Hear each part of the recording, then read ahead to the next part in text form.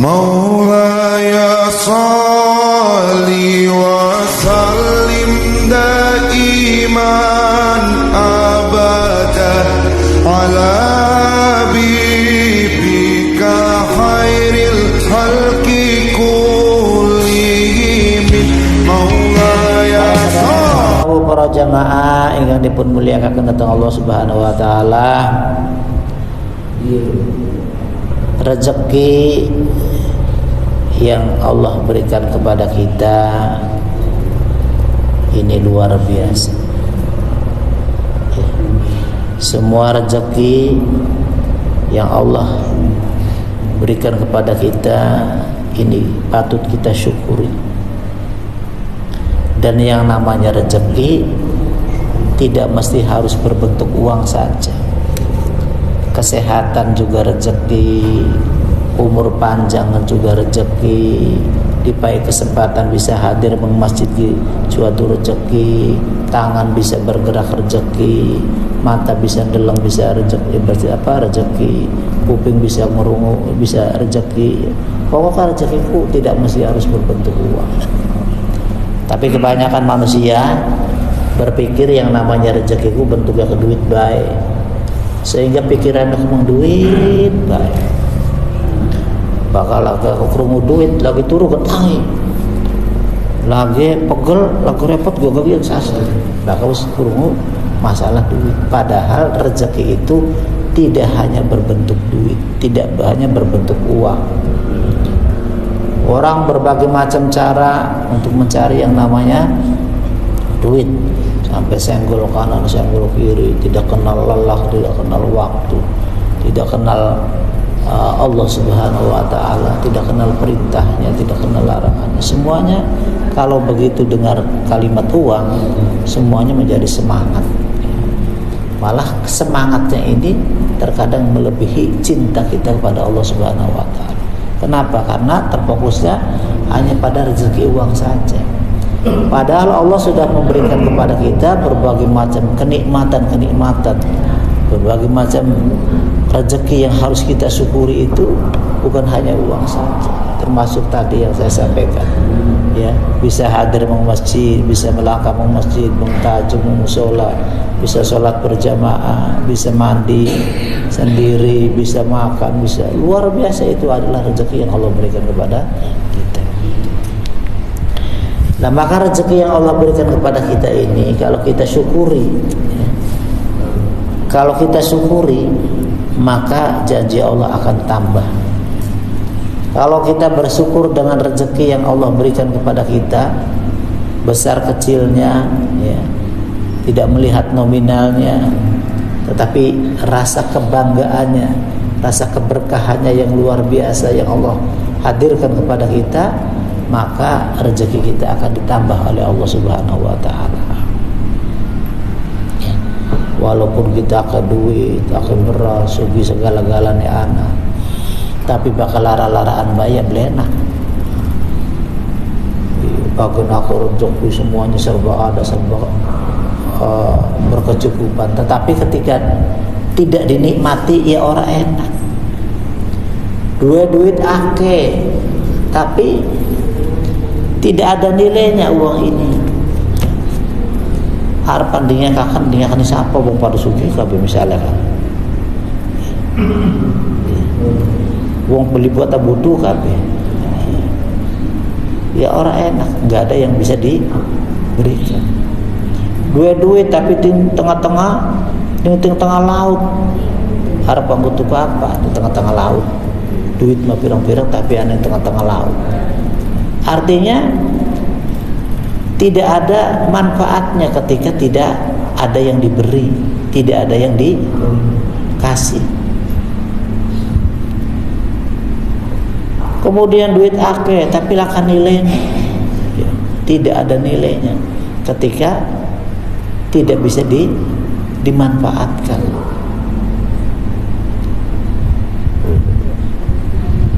Jadi segala sesuatu, ya, akan ada manfaatnya, akan ada nilainya manakala itu ada sesuatu yang dimanfaatkan. Nah, maka hadirin jamaah yang dimuliakan oleh Allah Subhanahu wa taala, pada kajian pagi hari ini saya sedikit akan membahas tentang rezeki yang berkah. Para ulama memberikan definisi bahwa yang namanya berkah itu ziyadatul khair, bertambahnya kebaikan. Jadi rezeki yang berkah tidak selalu bernilai nominal besar. Rezeki yang berkah adalah rezeki yang mendatangkan ketenangan hati kita, mendekatkan diri kita kepada Allah, serta membawa kebaikan bagi diri, keluarga, dan masyarakat. Jadi tidak mesti harus dengan jumlah yang besar kita dapat menjadi berkah. Duwe setitik ga, tapi atine tenang, atine tentram, cukup kanggo sandang pangane, cukup kanggo segala-galane. Pokoknya atine ki tenang. Iya, keluarga ora ribut, anak-anak ora pada gawe masalah baik, wis pokoknya tenang. Malah bisa berbagi, malah bisa nyempetaken kanggo sedekah, bisa ngopaini tangga batu, bisa menyisihkan kanggo kebaikan-kebaikan, ya. Pokoknya berkah lah. Ning keluarga ya nyaman, enak, tenang, tentrem. Jadi yang namanya rezeki itu tidak mesti harus dengan jumlah besar. Sedikit pun kalau ini mendatangkan ketenangan di hati, mendatangkan ketentraman di jiwa, oh enak mangan, enak turu, les, ibadah semangat. Ini namanya berkah. Tapi kalaupun banyak tidak bisa mendatangkan kebahagiaan, tidak membawa ketenangan, tidak membawa berkah manfaat untuk diri, keluarga, dan sesama, malah justru mendatangkan malapetaka, malah justru mendatangkan banyak musibah dengan rezeki yang kita miliki. Ini namanya rezeki yang tidak berkah.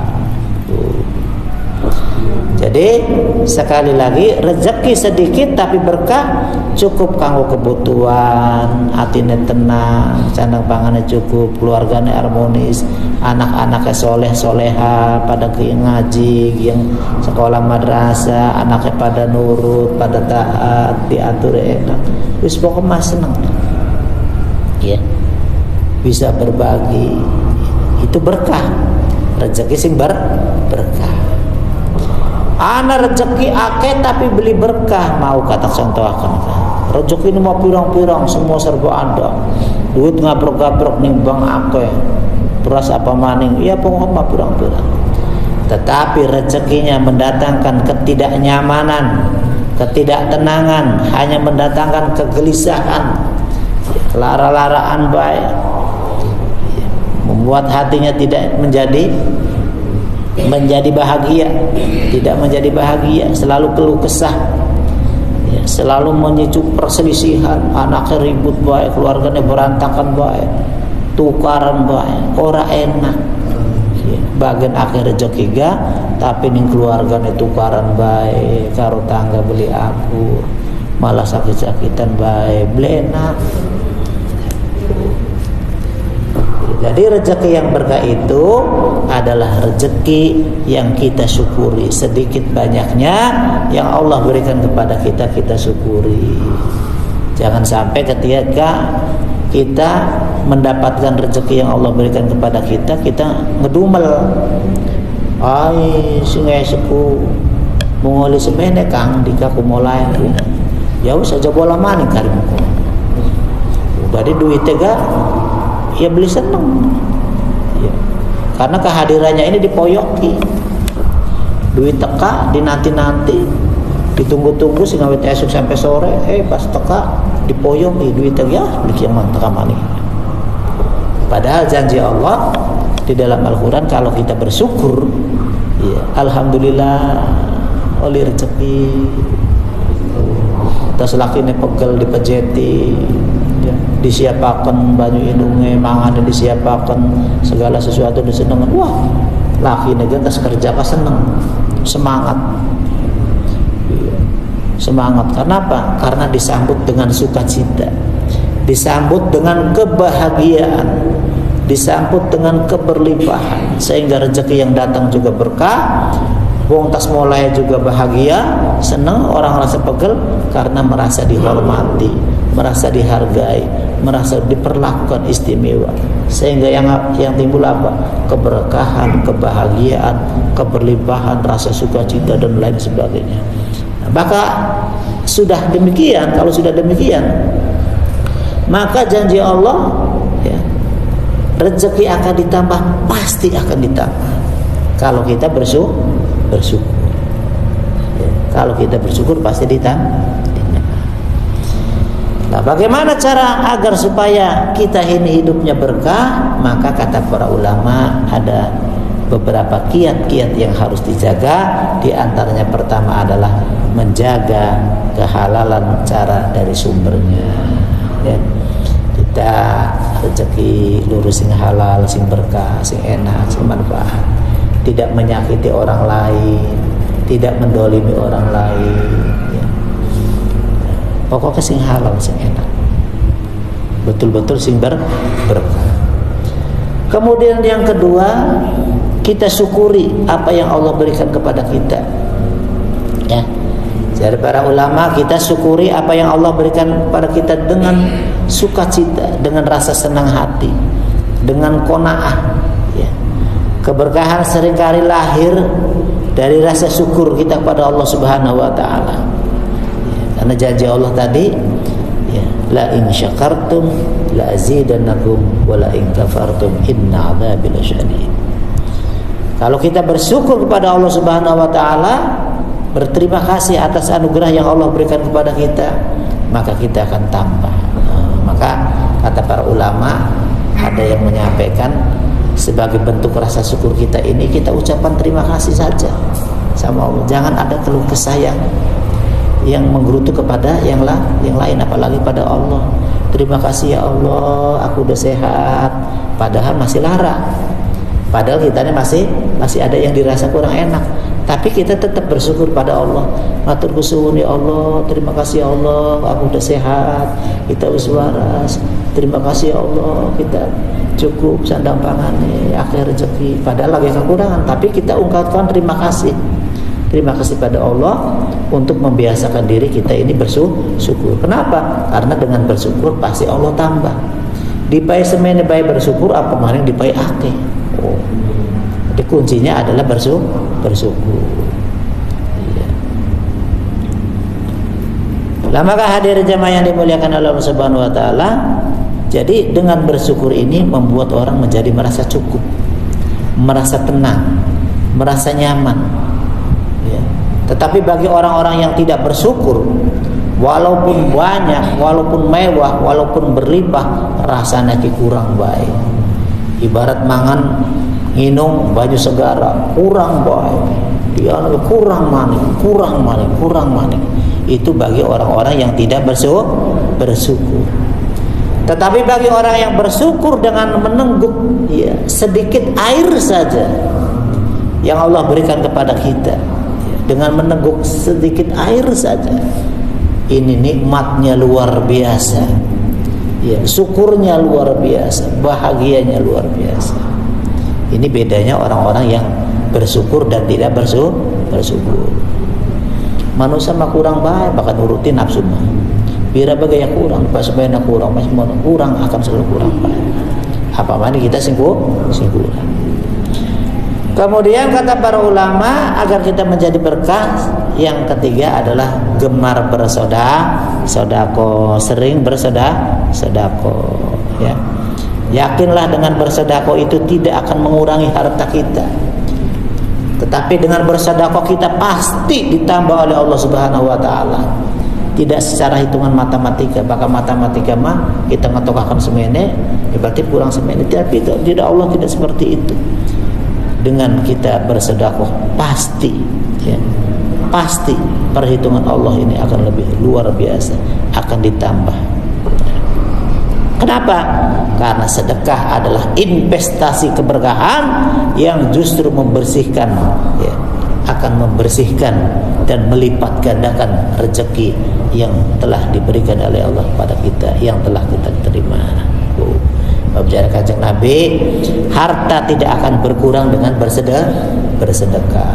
Dari Kanjeng Rasulullah, harta yang kita berikan ya kepada orang-orang yang membutuhkan tidak akan berkurang, malah bertambah, malah justru bertambah karena luar biasanya.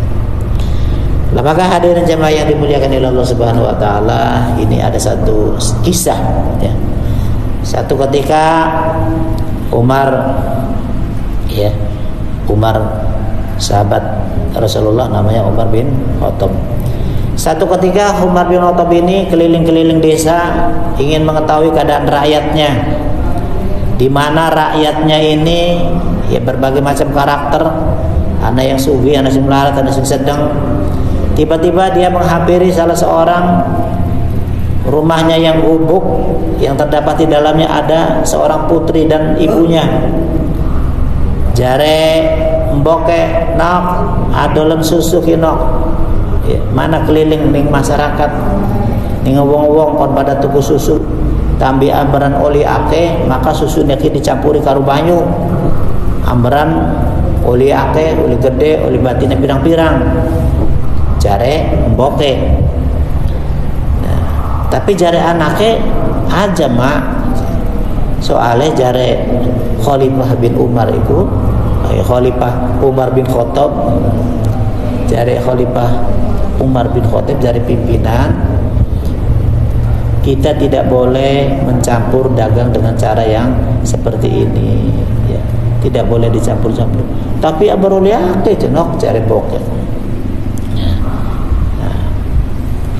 mendengar percakapan itu akhirnya ya, Umar bin Khattab ini menangis. Kenapa? Karena kejujuran putrinya yang luar biasa. Putrinya ini lebih mementingkan kejujurannya daripada keuntungannya. Kata putrinya, walaupun Umar bin Khattab tidak tahu, tapi Allah tahu bunda. Allah tahu mak, walaupun Umar bin Khattab pimpinan kita tidak tahu, tapi Allah lebih tahu segala-galanya. Akhirnya mendengarkan percakapan seperti itu ya, Umar ini menangis. Kemudian besoknya lagi datang lagi ke sana.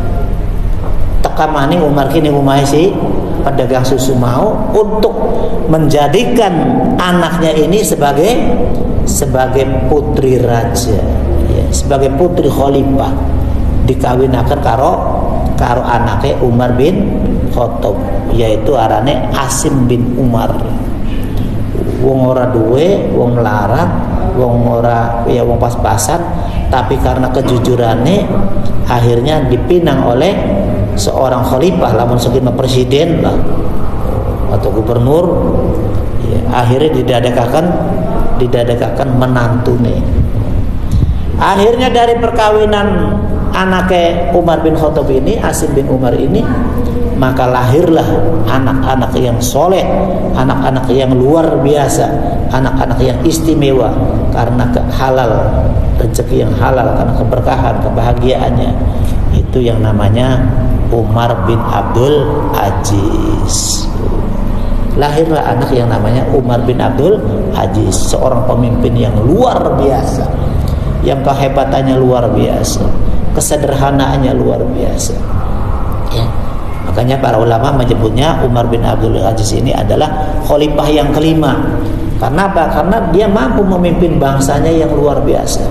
Dalam waktu 2,5 bulan, 2 tahun 5 bulan, dia bisa mampu mensejahterakan masyarakatnya. Masyarakatnya sejahtera, gemah ripah loh Cinawe, subur makmur luar biasa. Kenapa? Karena betul-betul amanah, pemimpin yang amanah, pemimpin yang menjadi teladan bagi masyarakatnya.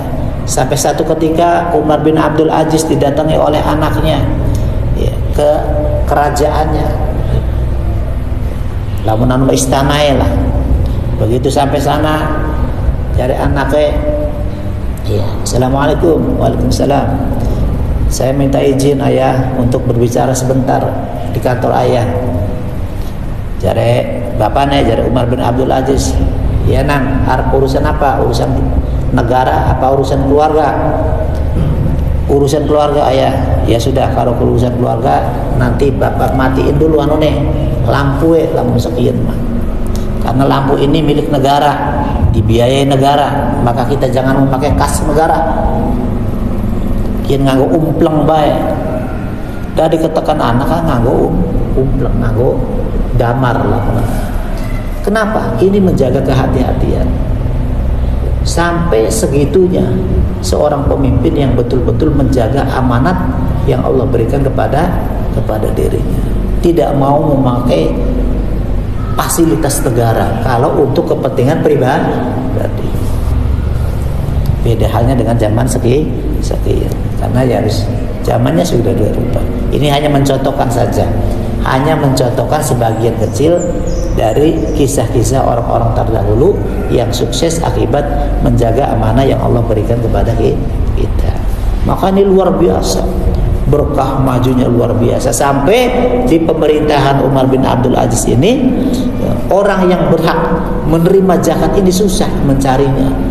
Mencari orang yang berhak menerima zakat, saking nang pada cukup kabeh, cukup sandang pangane, cukup segala-galanya, langka wong larat, langka wong ora duwe, enak kabeh. Kenapa? Karena hidupnya berkah. Jadi segala sesuatu kalau hidup kita berkah, maka Allah akan berikan berkelimpahan dari rezeki-rezeki yang tidak disangka-sangka. Ya. Maka yang terakhir ini, di antara ciri-ciri rezeki yang berkah apa? Siji, ligane bae rezeki ki bisa datangkan ketaatan, senang ibadah, senang berbagi, sehat, selalu bahagia, selalu senyum, selalu pokoknya menyenangkan. Ya. Ning rumah ya tenang, nyaman, damai, keluarga tentrem, anak-anaknya soleh soleha, anak-anaknya pada nurut, anak-anaknya orang pada padeng, anak-anaknya pada pokoknya nyenengkan lah. Jadi dalam anak ya seneng, dalam sawah ya sawah seneng, dalam badan enak badan sehat, dalam takbir seneng kabeh. Betul-betul manfaat. Hidup ini betul-betul manfaat. Itu ciri-ciri hidup yang berkah, rezeki yang berkah. Lah maka hadirin jamaah yang dimuliakan oleh Allah Subhanahu wa taala, maka mudah-mudahan ya pada kajian pagi hari ini akan ada manfaatnya baik untuk diri saya sendiri dan umumnya untuk para jamaah, untuk sama-sama kita belajar bagaimana supaya hidup kita ini berkah, termasuk rezeki yang Allah kita pun berkah, maka kita manfaatkan apa yang kita miliki untuk senantiasa taat pada Allah Subhanahu wa taala.